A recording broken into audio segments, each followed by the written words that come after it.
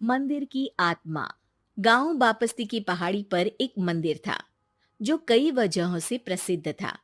बापस्ती के परिवारों में आपसी सौहार्द बना हुआ था। इसकी वजह उस मंदिर को ही बताया जाता है। अरे ओ विमला, ये इस मंदिर की कहानी क्या है रे? अरे ये मंदिर इस गांव के लिए बहुत ही शुभ है। अरे शुभ तो है, तो फिर भी लोग इस मंदिर से दूर क्यों रहते हैं? ये इतना वीरान क्यों रहता है? अरे बड़े बुजुर्ग कहते हैं कि मंदिर में आत्माओं का राज है जो लोगों की मदद करते हैं, लेकिन मंदिर से सभी को दूर भी रखते हैं। अरे ये कैसी आत्मा है जो लोगों की मदद भी करते हैं और लोगों को मंदिर से दूर भी रखते हैं? अरे यही चलता आया है यहाँ पर, इसीलिए कोई कुछ बोलता नहीं। क्योंकि जिसके घर में कोई भी परेशानी होती है तो बताते हैं कि इस मंदिर से उन्हें मदद मिलती है। अरे वाह, ये तो अच्छी बात है। तभी इस गांव में इतनी खुशहाली दिखती है। तभी बाहर किसी की चीखने चिल्लाने की आवाज आती है। दोनों बाहर निकलती हैं तो देखती हैं कि गांव के एक बुजुर्ग रो रहे हैं क्योंकि शहर से उन्हें कोई बुरी खबर मिली है। अरे क्या हुआ चच्चा, रो क्यों रहे हो आप? हाँ चाचा, बताओ ना, हुआ क्या? अरे क्या बताऊं बेटे, मेरा बेटा शहर गया हुआ था कमाने, लेकिन आज खबर मिली है कि उसका एक्सीडेंट हो गया। वो अस्पताल में भर्ती है। अरे तो इसमें परेशान होने की क्या बात है चाचा, जाओ शहर और बेटे का इलाज करवाओ। हाँ चाचा, विमला सही कह रही है। आप शहर जाओ और इलाज करवाओ। अरे कैसे इलाज करवाऊं, अभी पैसे नहीं है और शहर के अस्पतालों में इलाज का खर्चा लाखों में आता है। अरे चाचा, भगवान पर भरोसा रखो, कहीं ना कहीं से मदद जरूर मिल जाएगी। बस आज का दिन कैसे भी काट लो। अरे अब तो बेटा थोड़ा समय काटना भी मुश्किल होता जा रहा है। देख कमला, तू ही समझा चाचा को। अरे पैसों का कहीं ना कहीं से इंतजाम तो जरूर हो जाएगा। अरे चच्चा, जब विमला कह रही है तो थोड़ा उस पर भी भरोसा रखो। चलो आपको घर छोड़कर आ जाती हूँ। उसके बाद कमला उन बुजुर्ग को लेकर चली जाती है और विमला मंदिर की ओर चली जाती है। विमला मंदिर की सीढ़ियों पर चढ़ते हुए दूर से नजर आती है। उसके बाद वो आंखों से ओझल हो जाती है। उसी रात उस बुजुर्ग के घर के बाहर एक थैला रखा हुआ मिला।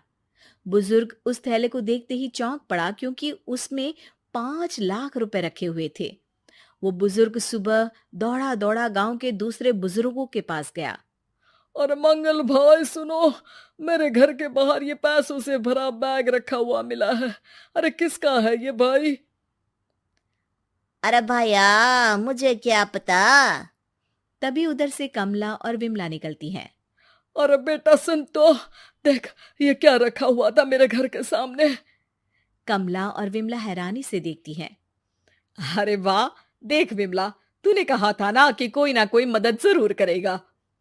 अरे भगवान सबकी मदद करते हैं, ये पैसों की मदद भी भगवान ने ही भेजी है। और क्या। अब चच्चा सोच क्या रहे हो, शहर जाओ और बेटे का इलाज करवाओ। ठीक है बेटियों, जो तुम कहो। चलो निकलता हूँ शहर बेटे का इलाज करवाने के लिए। अरे विमला, एक बात तो बता, ये इन्हें मिले तो कैसे मिले पैसे? अरे मैं ना कहती थी कि ये मंदिर सबकी मुसीबतों में मदद भेजता है। अरे वाकई बड़ी पुण्य आत्मा है मंदिर में। सो तो है, लेकिन उनके बारे में लोगों को कम ही पता है। अच्छा, और तुम्हें क्या पता है? अ, जितना पता था वो तो बता दिया। ना रे ना, मैं नहीं मानती। तू कुछ तो छिपा रही है। अरे कुछ ना छिपा रही, जो पता था वो बता दिया। मंदिर से लोगों को मदद मिलती है, बस इतना ही पता है। ठीक है बाबा, अब नहीं पूछूंगी। इसके बाद उसी रात कमला चुपचाप अपने कमरे से निकलती है और मंदिर की ओर चल पड़ती है। कमला धीरे धीरे मंदिर के दरवाजे पर पहुंचती है। अंदर से हल्की हल्की रोशनी आ रही थी। इसके बाद जो वो देखती है वो हैरान रह जाती है। कमला इसके बाद तेजी से वापस लौट आती है। दूसरे दिन सुबह सुबह। अरे विमला, तू तो छिपी रुस्तम निकली। है? ऐसा क्या छिपा लिया मैंने? अरे तूने तो भनक ही नहीं लगने दी और चाचा की मदद भी कर दी। हैं? ये क्या कह रही हो? ऐसा कैसे कह सकती हो तुम? मैंने कोई मदद वदद नहीं की। अरे सब पता है मुझे, कल रात मैं गई थी मंदिर। तो क्या देखा? अरे तुम्हारा पति और कुछ लोग वहां दिखे। बोरियों में नोट भरे हुए थे और सभी नोट गिनने में लगे हुए थे। तो तुम्हें क्या लगा? वो क्या कर रहे थे? अरे मैं समझ गई कि वो लोग कहीं से डकैती कर पैसे लेकर यहाँ मंदिर के पीछे छिपाते हैं। अब जब तुम जान ही गई हो तो बता देती हूँ, लेकिन ये बात किसी को पता नहीं लगनी चाहिए। मेरे पति डकैती नहीं डालते हैं, बस उन लोगों से पैसे छीनते हैं जिन्होंने गलत तरीके से पैसे बनाए हैं। और फिर लोगों की मदद करते हैं। यही है वो पुण्य आत्माएं जो लोगों को मदद पहुंचाती है। अब समझी? हाँ, अब समझी उन पुण्य आत्माओं का चक्कर। सही है। करते रहो मदद, लेकिन सावधानी से, मेरी तरह कोई और ना पहुंच जाए।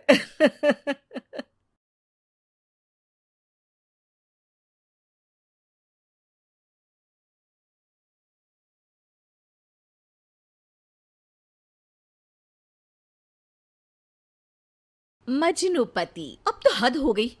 ठान कर बैठे हो क्या कि जिंदगी में सुधरना ही नहीं है?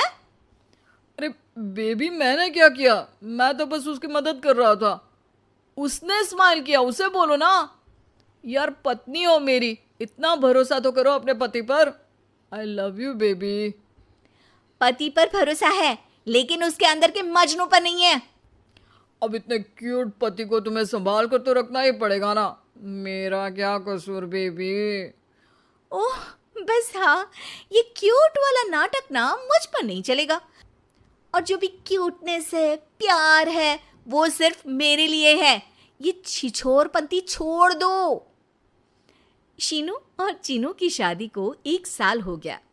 दोनों की है तो लव मैरिज और दोनों के बीच लव भी बहुत है, लेकिन उस लव की ट्विस्ट कुछ अलग ही है, जो आप देख ही सकते हैं। ओए छिछोरा मत बोलो, इज्जत बहुत है, किसी से भी पूछ लो। अगर कोई मुझे छिछोरा बोल दे तो।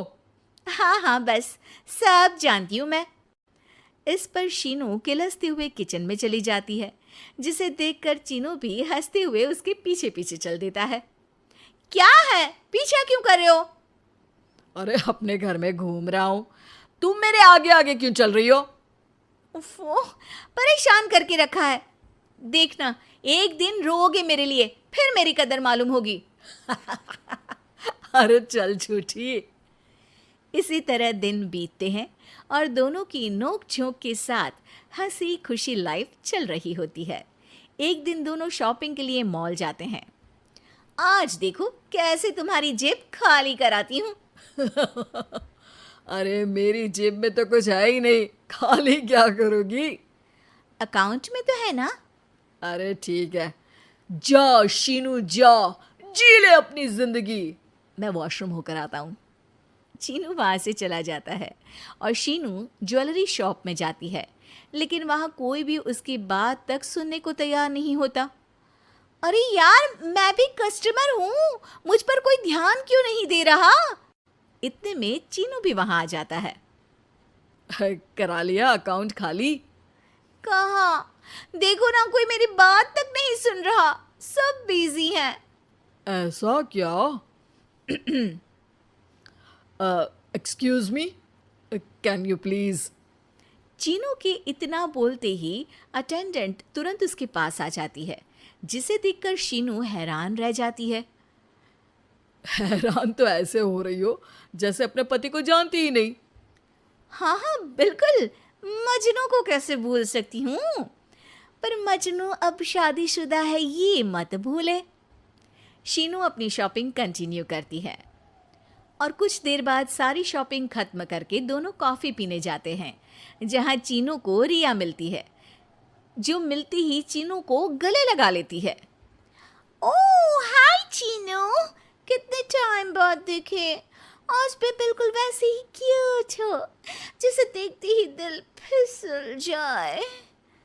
इस पर चीनू शीनू को देखकर तुरंत रिया को दूर करते हुए कहता है, अरे रिया, मीट माय वाइफ शीनू, और शीनू ये रिया है, कॉलेज फ्रेंड। अच्छा शादी कर ली? ओके मैं चलती हूँ, बाय। कॉलेज के मजनू, सब जानती हूँ कौन सी फ्रेंड है। वैसे वो मजनू वाली हरकतें आज तक बंद नहीं हुई ना। गले तो देखो कैसे लगाया था, जैसे उसकी पर्सनल प्रॉपर्टी हो। भूलो मत, तुम सिर्फ मेरी प्रॉपर्टी हो, और इस प्रॉपर्टी पर किसी ने नजर डाली या तुमने किसी को देखा भी तो दोनों की आंखें नोच लूंगी। ऐसा बोल शीनू गुस्से में वहां से चली जाती है, लेकिन इस बार चीनू उसके पीछे नहीं जाता। अरे बिना कुछ करे सुना गई, अपने आप आएगी वापस। चीनू शीनू का इंतजार करते हुए वहीं बैठ जाता है। इसी तरह कुछ घंटे बीत जाते हैं, लेकिन ना शीनू वापस आती है और ना ही उसका फोन आता है, जिस पर चीनू घर पहुंच जाता है, पर शीनू वहां भी नहीं होती। ये सब देख वो बहुत परेशान हो जाता है। अरे ये कहाँ गई, इतनी देर हो गई, अभी तक तो उसे वापस आ जाना चाहिए था। चीनू सभी रिश्तेदारों और दोस्तों को कॉल करना शुरू करता है, पर कहीं से भी शीनू का कुछ पता नहीं चलता। कहीं गुस्से में इधर उधर तो नहीं निकल गई? अरे पर जाएगी कहाँ? पूरा दिन बीत जाता है, लेकिन शीनू की कोई खबर ना मिलने पर अब चीनू उसे ढूंढने बाहर निकलता है। अरे कहीं उसे कुछ हो तो नहीं गया? नहीं नहीं, मेरी शीनू को कुछ नहीं हो सकता। कुछ समझ में नहीं आ रहा, कहाँ जाऊँ, कहाँ ढूंढूं उसे। अब चीनू सभी पड़ोसी और आसपास के मार्केट में ढूंढ आता है, पर कुछ पता नहीं चलता। पूरा एक दिन बीत जाता है। चीनू परेशान होकर आसपास के सब अस्पताल में भी चेक करने लगता है, लेकिन हर जगह से हताशा ही मिलती है। मैंने क्या कर दिया? वो मुझे अच्छे से जानने के बाद भी मुझसे कितना प्यार करती है, और मैंने इस मजाक मस्ती में अपने प्यार को खो दिया। गुस्से में न जाने क्या कर बैठी होगी। अब उसे कैसे बोलूं कि मैं उससे कितना प्यार करता हूँ। लगता है मुझे पुलिस कंप्लेंट करनी चाहिए। चीनू के ऐसा बोलते ही उसके पीछे से आवाज आती है, कहा था ना एक दिन मेरे लिए रोओगे तुम मजनू जी। पता चल गई ना पत्नी की कदर। शीनू को देखते ही चीनू तुरंत उसे गले लगा लेता है। कहाँ थी तुम? पता भी है मेरा हाल क्या हो गया? अगर मुझे टेंशन में कुछ हो जाता तो? वैसे तुम थी कहाँ? चल झूठे, तुम्हें कुछ नहीं होता। वैसे मैं रिया के घर थी। आखिर तुम्हें सबक जो सिखाना था, इसीलिए उसे अपने प्लान में शामिल किया, और आगे का हाल तो तुम जानते ही हो। तुम पागल हो, बिल्कुल पागल। ऐसा कौन करता है? जान निकाल दी। दोबारा कभी भूल कर भी ऐसा करने की सोचना भी मत, नहीं तो मैं क्या करूंगा मुझे भी नहीं पता। हाँ हाँ मेरे मजनू पति, तुम भी दोबारा मेरे अलावा किसी दूसरे के सामने ये मजनूगिरी मत दिखाना, बुरा लगता है यार।